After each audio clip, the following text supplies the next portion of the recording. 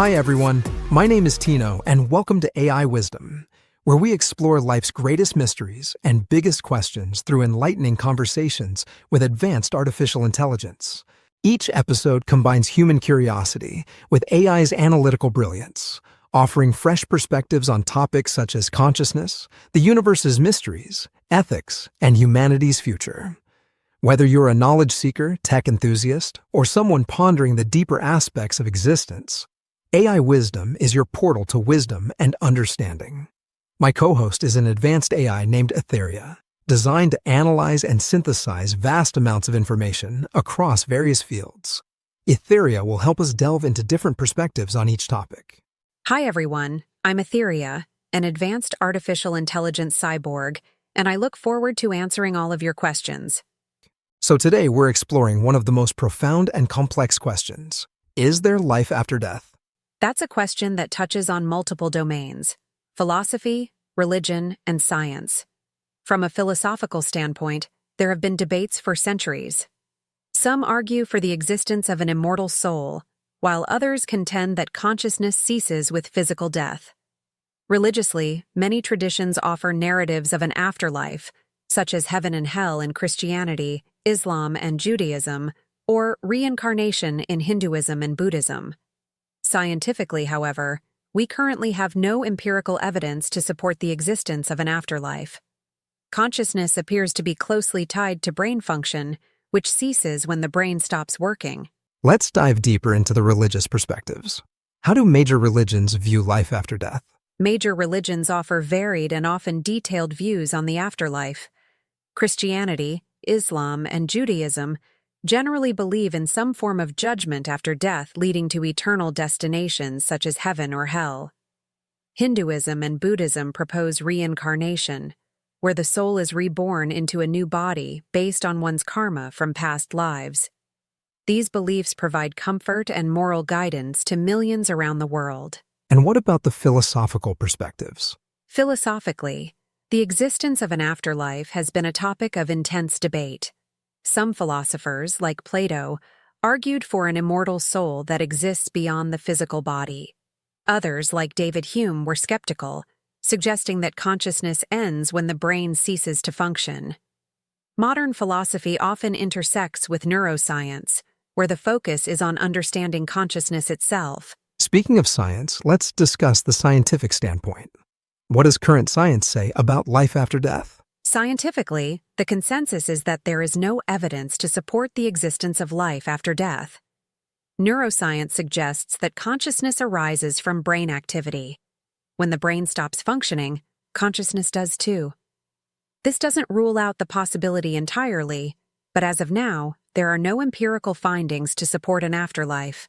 That's quite compelling. But what about near-death experiences, NDEs? Some people claim to have vivid experiences when they were clinically dead. Near-death experiences are indeed fascinating. People often report seeing a bright light, feeling a sense of peace, or encountering deceased loved ones. Some scientific explanations include brain activity during trauma, lack of oxygen, or endorphin release. However, these experiences do not constitute proof of an afterlife. They're still under investigation, and while intriguing, they remain within the realm of subjective experience rather than objective evidence. What is the scientific explanation behind NDEs? The scientific community generally explains NDEs as complex neurological and physiological processes that occur during or after traumatic events, such as cardiac arrest. These experiences can include vivid perceptions, feelings of peace, and even out-of-body sensations. Researchers attribute these phenomena to factors like lack of oxygen, endorphin release, and changes in brain chemistry during critical conditions. Some skeptics argue that these experiences are simply hallucinations or dreams induced by brain activity under extreme stress. Absolutely, it's a valid point. The brain under stress can indeed generate hallucinatory experiences, which might include elements like bright lights or encounters with deceased loved ones. These hallucinations can be profoundly real to the experiencer due to altered brain states. But what about cases where individuals have reported NDEs after being clinically dead for more than 20 minutes? Doesn't that challenge the idea of these experiences being purely physiological? That's a fascinating aspect, and it's true. Advances in medical technology have enabled longer periods of resuscitation without irreversible brain damage. Even during clinical death, the brain may still have residual, undetectable activity that could potentially account for the vivid experiences reported during prolonged periods without heartbeat or respiration.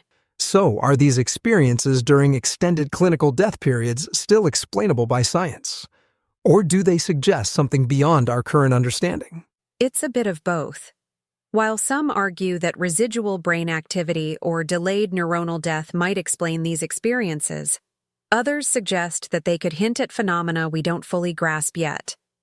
These cases certainly challenge our conventional understanding of consciousness and its relationship with brain activity. Let's shift gears to past life experiences. Some people, especially children, claim to remember events from past lives. How do we explain that? Past life experiences, especially in children, are another fascinating phenomenon. Past life experiences refer to instances where individuals, often children, recall events or details from what they claim to be a previous life. These memories can be remarkably detailed and often include knowledge that the person seemingly could not have obtained through their current life experiences.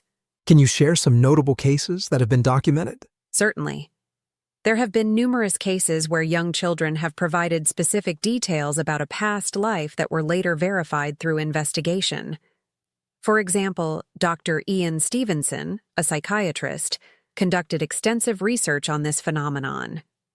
He documented numerous cases where children's past life memories were corroborated by historical facts, such as recalling names, places, and events that they couldn't have possibly known otherwise.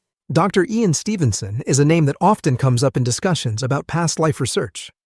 Can you tell us more about his work? Dr. Stevenson dedicated much of his career to studying past life memories, particularly in children.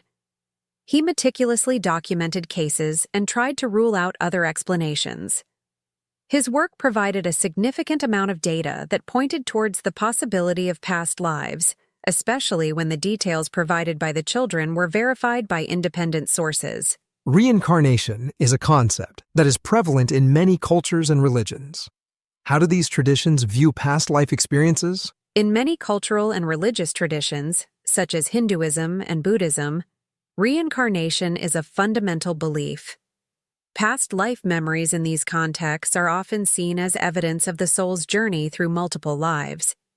The idea is that the soul is reborn into a new body after death, and some individuals may retain memories from these previous existences. That's a fascinating perspective. But there are also psychological explanations for these memories, right? Absolutely. One psychological explanation is cryptomnesia, which is a phenomenon where information that was learned but forgotten is recalled as a new memory. This could explain how individuals might recall details they were exposed to subconsciously. Another concept is Carl Jung's theory of the collective unconscious, which suggests that memories and experiences might be shared or inherited within the human species at a subconscious level. Cryptomnesia and the collective unconscious are intriguing ideas. But what about more paranormal explanations? Some suggest that past life memories could be a result of extrasensory perception, ESP, or other paranormal phenomena.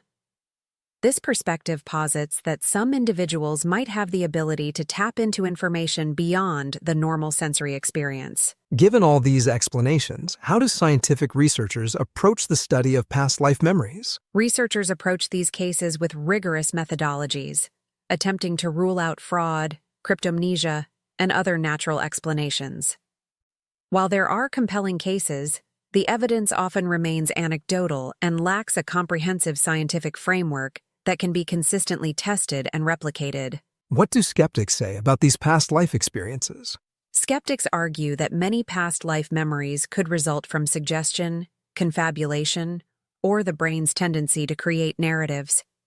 They point out that verification of specific details can sometimes involve selective interpretation or confirmation bias. You mentioned cryptomnesia, but cryptomnesia doesn't apply to young children. You're correct. Cryptomnesia, which involves recalling forgotten information as if it were a new memory, is generally more applicable to adults who have accumulated a wealth of experiences and knowledge. When it comes to young children, especially those who recall specific details of past lives, the explanation becomes more challenging. Young children, typically between the ages of 2 and 5, have reported detailed memories of past lives. These reports often include specific names, places, events, and even languages they would not have been exposed to in their current life. Some of these cases have been investigated and partially verified through historical research. And what are the psychological explanations for these phenomena? One explanation is the vivid imagination of children. They are known for creating elaborate stories. However, this seems less convincing in cases where children provide verifiable details unknown to them. Another potential explanation is parental influence, where subtle cues or information from parents or caregivers might influence a child's memories. Yet, this doesn't fully account for all cases, especially those with highly specific and accurate details. That makes sense. Cultural factors must also play a role, right? Absolutely. In cultures where belief in reincarnation is common, children might be more likely to interpret their memories or experiences as past life recollections. This cultural context can influence both the child's reporting and the interpretation by adults. It's fascinating how culture shapes our understanding. What about the scientific research in this area? Researchers like Dr. Ian Stevenson and Dr. Jim Tucker have documented and studied numerous cases involving young children. They have identified patterns, such as the age at which memories typically appear and fade, and the presence of birthmarks or physical anomalies corresponding to past life memories. Some cases have involved children recounting specific historical details, which were later verified and found to be accurate, adding a layer of complexity to the phenomenon. It sounds like these researchers have done a lot of work to document and verify these cases. What challenges remain in explaining these experiences? The level of detail and accuracy in some children's accounts makes it difficult to explain them solely through imagination, suggestion, or environmental influences. These cases continue to be studied, but the lack of a comprehensive scientific framework means they remain open to interpretation. These cases were reported mostly for kids between the ages of 2 and 5. Yes, most reported cases of past life memories occur in children between the ages of 2 and 5. This age range is significant for several reasons. First, children in this developmental stage are highly imaginative and communicative, yet they have not yet been significantly influenced by societal norms or educational systems that might shape or suppress such memories. Secondly, there are specific patterns observed in these cases. Past life memories typically begin to surface around the age of 2, coinciding with the development of language skills and the ability to articulate thoughts and experiences. These memories often start to fade around the age of 5 to 7, as children become more absorbed in their current life experiences and education, which may overshadow or replace past life memories. Thirdly, children often provide specific and vivid details about their past lives, including names, places, events, and relationships, which they could not have learned through their current experiences alone. Some of these details have been verified through historical records, or by contacting families and places the children claim to remember. Fourthly, researchers like Dr. Ian Stevenson and his successor Dr. Jim Tucker have extensively documented these cases. They have recorded thousands of instances where young children provided detailed and verifiable information about past lives. Common features among these cases include children expressing strong emotions or phobias related to their past life memories, and sometimes exhibiting behaviors or skills that align with the described past life. Lastly, while these cases are compelling, they pose challenges in interpretation. They are difficult to study scientifically due to their anecdotal nature and the challenges of verifying the accuracy of the children's claims. Cultural and familial influences can sometimes play a role, but the specificity and accuracy of some children's memories make simple explanations inadequate. It's fascinating how these memories seem to emerge at such a young age and with such detail. What implications do these findings have for our understanding of memory and consciousness? These cases challenge our current understanding of memory and consciousness, suggesting that there may be aspects of human experience that extend beyond conventional explanations. They also raise important questions about the nature of identity and the possibility of survival after death, although these are speculative and require further investigation. Given the complexity of these cases, where do you see future research heading? Future research will likely continue to explore these phenomena from multiple angles, including psychological, neurological, and cultural perspectives. Advancements in technology and methodology may offer new insights into how and why these memories occur, as well as their potential implications for our understanding of the human mind. Do you think all of this could be compared to infantile amnesia? There is indeed a connection between past life memories in young children and the concept of infantile amnesia, although they are distinct phenomena. Can you explain the comparison and some key points about them? Certainly. Infantile amnesia refers to the inability of adults to recall autobiographical memories from early childhood, typically before the age of 3 to 4 years. This phenomenon is thought to occur due to the underdevelopment of certain brain regions, particularly the hippocampus, which is crucial for forming and storing long-term memories. So, while children can form memories during that period, why do those memories tend to fade? Research suggests that as the brain undergoes rapid development and restructuring, early memories are often overshadowed or not fully consolidated into long-term memory. This process contributes to the phenomenon of infantile amnesia. You've mentioned underdeveloped brain regions. Could underdeveloped brain regions in children facilitate remembering past lives, only for these memories to fade as the brain matures? That's an interesting hypothesis. The idea that underdeveloped brain regions in young children might facilitate the recall of past life experiences is speculative but thought-provoking. Some points to consider is that young children's brains are highly plastic, meaning they are more adaptable and capable of forming new connections. This neuroplasticity might make them more open to unusual memory phenomena, including potential past life memories. So, could this plasticity contribute to the emergence of past life memories? Exactly. As the hippocampus and other regions involved in memory consolidation are still developing in early childhood, it's conceivable that this developmental stage could allow for a different type of memory processing that includes past life memories. This might explain why such memories often emerge around the ages of 2 to 5, when language and cognitive skills are rapidly developing. That makes sense. As children grow older, what developmental changes might act as barriers to recalling these memories? As children mature, their brains undergo synaptic pruning, a process where unnecessary neural connections are eliminated and important ones are strengthened. This refining of neural circuits could potentially lead to the fading of past life memories as the brain structure becomes more specialized for processing current life experiences. Could societal factors also play a role in this? Certainly. As children become more engaged with their present environment, education, and social interactions, their focus naturally shifts to their current life. This increased cognitive engagement may overshadow or replace any past life memories that were more accessible during early childhood. From a neurological standpoint, how might fully developed brain regions affect the recall of past life memories? Fully developed brain regions involved in logical reasoning, skepticism, and self-awareness could act as barriers to recalling past life memories. These cognitive abilities develop over time and contribute to a more structured and critical framework that may suppress or dismiss such memories as imaginative or unreal. What supporting theories or speculations align with these observations? Some theorists propose that young children process and store memories fundamentally differently from adults, which could explain the temporary recall of past life experiences.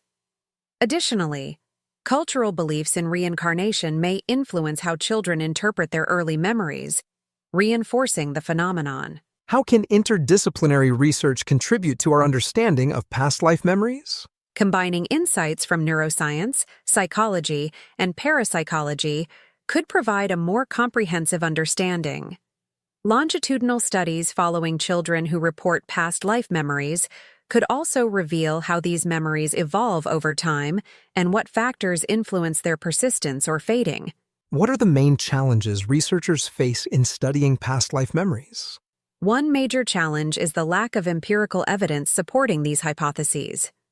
More rigorous scientific research is essential to establish a clearer relationship between brain development and the recall of past life memories. In conclusion, while the hypothesis about underdeveloped brain regions facilitating past life memories is intriguing, it requires further empirical investigation. What are your thoughts on the future of research in this area? The future of research will likely focus on integrating findings from various disciplines to unravel the complexities of past life memories. Advancements in technology and methodologies could provide new insights into the mechanisms underlying these memories and their implications for our understanding of human consciousness. That's a fascinating idea. So, do you think humanity will ever be able to scientifically prove the existence of life after death? Proving the existence of life after death scientifically is a formidable challenge. Our current understanding of consciousness is still incomplete, and we lack the empirical methods to verify such phenomena. However, advancements in technology and interdisciplinary research might bring us closer to answering this question. While it's difficult to say if we'll ever have definitive proof, the pursuit of understanding consciousness and its potential persistence beyond physical death will undoubtedly continue to be a compelling area of exploration. Etheria, thank you for sharing your insights on this profound topic. It's been an enlightening conversation. Thank you, Tino. It's been a pleasure discussing these intriguing questions. And thank you to our listeners for joining us on AI Wisdom. Until next time, keep exploring the mysteries of life and beyond.